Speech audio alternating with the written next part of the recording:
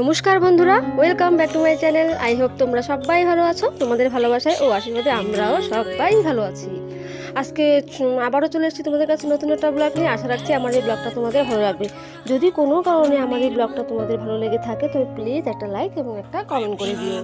তোমাদের কাছে আমি আর বেশি কিছু চাইছি না, শুধু একটা কমেন্ট, একটুখানি সময়, তোমাদের মূল্যবান সময় একটুখানি নষ্ট করে আমার জন্য এইটুকুনি করো। প্লিজ একটা লাইক এবং একটা কমেন্ট করে দিও। আর যারা নতুন আজকে প্রথম আমার এই ব্লগটি দেখছো তাদেরকে বলছি, প্লিজ যদি আমার চ্যানেলটা ভালো লেগে থাকে তো প্লিজ সাবস্ক্রাইব করে নিও এবং পাশে থাকা বেল আইকনটি প্রেস করে দিও, যেন নতুন কোনো ভিডিও ছাড়া মাত্রই সবার আগে নোটিফিকেশন তোমাদের কাছে পৌঁছে যায়। তো দেখো, আজকে আমি সকাল সকাল উঠে পড়েছি। সকাল সকাল করতেই হবে, বাকি কাজ সব কিছু শেষ করে বাকি তোমাদের সঙ্গে শেয়ার করা হয়নি। স্নান পুজো, ঠাকুর পুজো আর কি, চা, ম্যাগি, সব যা যাবতীয় ছিল সকালবেলা খাওয়া দাওয়া সব কিছু কমপ্লিট করে আজকে ছুটি আছে, স্কুল ছুটি আছে সানডে, তাই স্কুলে পাঠানোর ঝামেলাটা নেই, বাড়িতে একটু পড়তে বসিয়েছিলাম।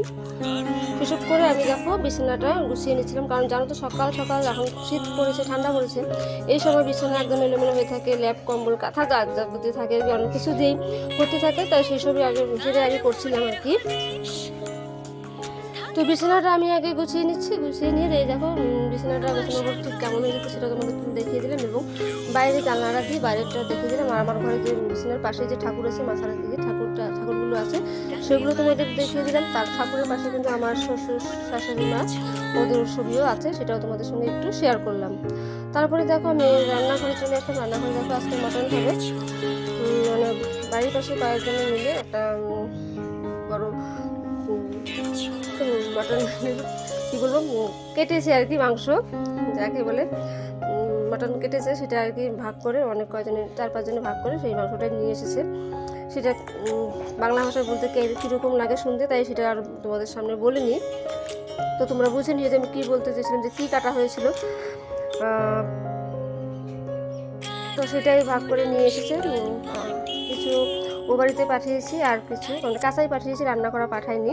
কিছু কাঁচাই পাঠিয়েছি ও বাড়িতে, আর বাকিটুকু আমরা রান্না করছি। রান্না করার জন্য দেখো সব কিছু মশলা প্রথমে রেডি করে নিয়েছিলাম, সেটা তোমাদেরকে দেখিয়ে দিলাম। তারপর সব কিছু মশলা করে পেঁয়াজ, আদা, রসুন, জিরে যা লাগবে, হলুদ, সব কিছু কিন্তু মশলার সঙ্গে মেখে সর্ষের তেল, পেঁয়াজ সব কিছু দিয়ে ম্যারিনেট করে কিছুক্ষণ রেখে দেবো। তারপর আমি মাংসটা বসাবো। এদিকে তো কিছুক্ষণ রেখে দেওয়ার পরে আমি এদিকে কড়াই বসিয়ে দিয়েছি। কড়াই বসিয়ে দিয়ে কড়াইতে তেল দিয়ে পেঁয়াজটাও দিয়ে দিয়েছি। আজকে তেজপাতা ছিল না, তাই তেজপাতা দেওয়া হয়নি, পেঁয়াজটাই তেলের মধ্যে দিয়েছি। দিয়ে মাংসটাও দিয়ে দিলাম, দিয়ে দিচ্ছি আর কি, দিয়ে দেবো দিয়ে। তো এদিকে মাংসটা হতে থাক, তার মধ্যে আমি আমার পরিচয়টা দিয়ে নিই। নমস্কার, আমি কুচবিহার থেকে খুব ছোট্ট একটা গ্রাম এবং খুব সুন্দর একটা গ্রামের এক গ্রাম্য গৃহবধূ। আমার চ্যানেল রূপম লাইফস্টাইল, আমার এই ছোট্ট চ্যানেলে তোমাদের সকলকে জানাই অনেক অনেক অভিনন্দন। তো আমার পরিচয়টা দিয়ে দিলাম, কিন্তু আমি আমার নামটাই বলতে ভুলে গেলাম। তো আমি এবার বলে দিচ্ছি, আমার নাম হচ্ছে রূপালী। তো দেখো এদিকে মশলাটা দিয়ে কড়াইতে দিয়ে নেড়ে চেড়ে কিছুক্ষণ ঢাকা দিয়েছিলাম। ঢাকা দেওয়ার পর দেখো মাংসটা এরকম হয়েছে দেখতে। এখন আরেকটু নেড়ে চেড়ে তারপর আবার একটু ঢেকে দেবো, ঢেকে গ্যাসের আঁচটা একটু লো করে দেবো আর কি, যেন মাংসটা ভালো করে ওখানে হয় আর কি। মাংস এদিকে কষানো হচ্ছে, কষানো প্রায় হয়ে গেছে। এদিকে ছেলে মেয়ে বসে আছে, ওরা তো বেশিরভাগ তাই বাড়িতে থাকে না আর কি, স্কুলে থাকে। রান্না করার সময় ছেলে মেয়ে থাকে, কিন্তু ছেলে থাকে না, দুপুর টাইমটা স্কুলে থাকে। আজকে যেহেতু সানডে, ছেলে বাড়িতেই আছে, তো ছেলে আজকে বলছে মা আমি তো আজকে বাড়িতে আছি, আমি আজকে আমাদের কিন্তু আজকে কষানো মাংস দিবে। সেই কষানো মাংসটাই দেওয়া হয়েছে, দুজনকে বসে বসে খাচ্ছে। ছেলের বাবা যেহেতু বাড়িতে নেই, ছেলের বাবা, তাহলে ছেলের বাবা একটু দেখে দেখতো আর কি কেমন হয়েছে, কারণ সবাই কিন্তু মাংসর খুব পাগল। তো ছেলে মেয়ে দুজনেই কিন্তু মাংস খাচ্ছে, কষানো মাংস খাচ্ছে। ওরা শেষ হয়ে গেছিল, তো আরেকটু এনে দিলাম।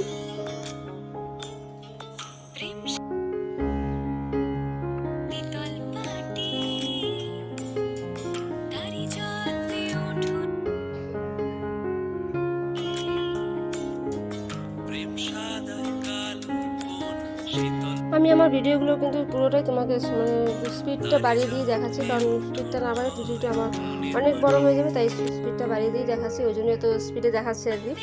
দেখো ওরা কষা মাংস খাচ্ছে, এদিকে আমার রান্নাটা হচ্ছে। এদিকে আমি ঘরে এসে মাংসটা তো কষানো হয়ে গেছে, তো ওখানে একটু ঝোল দিয়ে দিলাম।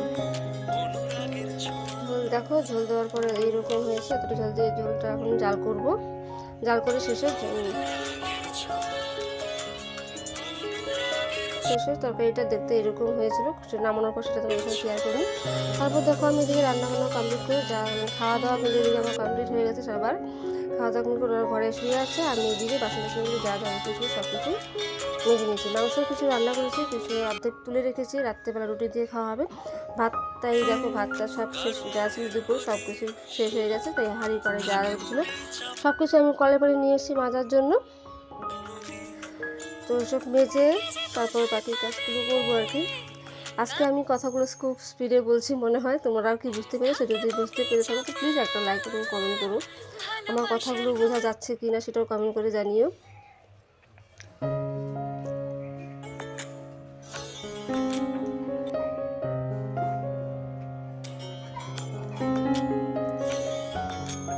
বাসনগুলো আমার মাজা হয়ে গেছে, এখন একটু ধুয়ে নেব।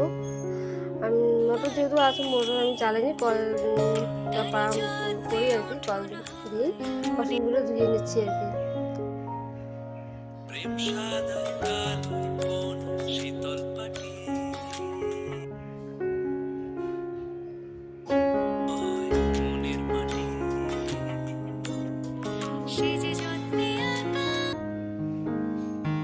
এখন ছোটোবেলার দিন এই যে খাওয়া দাওয়া বাসনগুলো মানে বাকি কাজ সব করতে ঘর পরিষ্কার করতে কিন্তু দিনটা চলে যায়। বিকেলবেলা আর ঘুমানো হয় না, একটু শুয়ে থাকা হয়, বাচ্চাদেরকে নিয়ে একটু শুই। এদিকে দেখো বাসনগুলো ধুয়ে আমি কলাপাটটা একটু জল দিয়ে ধুয়ে দিচ্ছিলাম। বাসন মধ্যে করে কলাপাটা অনেক নোংরা হয়ে থাকে, কলাপাটটা একটু জল দিয়ে ধুয়ে দিচ্ছিলাম।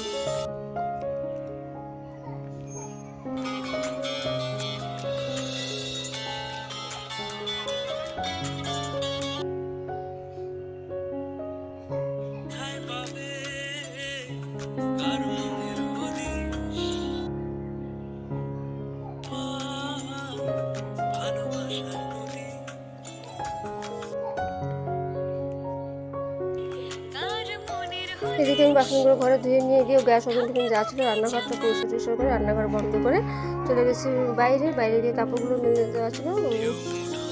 কাপড় চোপড়গুলো সব শুকিয়ে গেছে, ঘরে নিয়ে আসলাম। নিয়ে এসে ঘরের কিছু কাজ ছিল সেসবও করে নিচ্ছিলাম।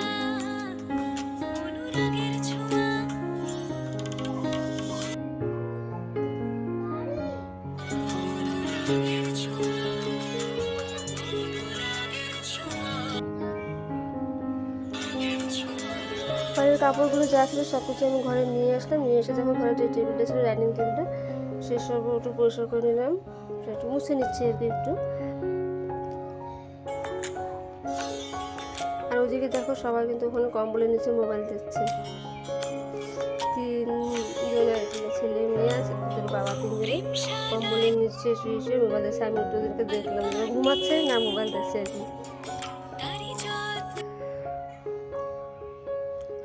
তো আজকে ভিডিওটা বেশি বড় করছি না, এখানে আমার ব্লগটা শেষ করতে হচ্ছে। আশা করছি তোমরা সবাই ভালো থাকবে, আমরাও